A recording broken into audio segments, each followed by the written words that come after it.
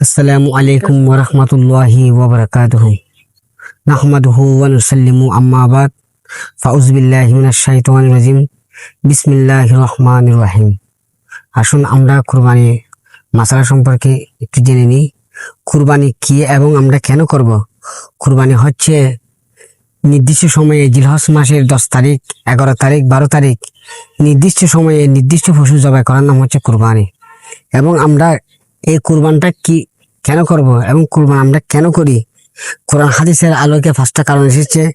1 নম্বর কারণ হচ্ছে আল্লাহর হুকুম এবং তাকওয়া। 2 নম্বর কারণ হচ্ছে হযরত ইব্রাহিম আলাইহিস সালামের সুন্নত।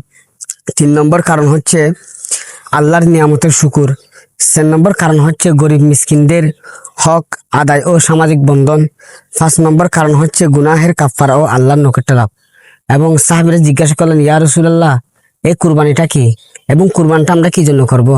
তখন বললেন, সুন্নাতু আবিকুম ইব্রাহিমা, এটা হলো এই কুরবানিটা হলো তোমাদের পিতা হযরত ইব্রাহিম আলাইহিস সালামের সুন্নত। কারণ এই কুরবানিটা হলো হযরত ইব্রাহিম আলাইহিস সালামের সুন্নত। কারণ আমরা এই কুরবানিটা করি মানুষদেরকে দেখানোর জন্য, লোক দেখানোর জন্য।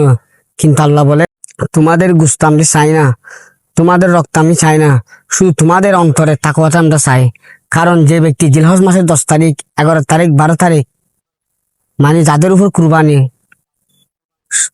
কিন্তু এই সময়ের মধ্যে যদি যারা কুরবানি না করে সামর্থ্যবান ব্যক্তি, কিন্তু আমার রসুল বলেছেন এই সময়ের মধ্যে যদি যারা কুরবানি করবে না তাদেরকে আমি ঘোষণা দিলাম তারা যেন কি সেই ঈদগাহের মাঠে না আসে। আসসালামু আলাইকুম ওয়া রাহমাতুল্লাহি ওয়া বারাকাতুহু।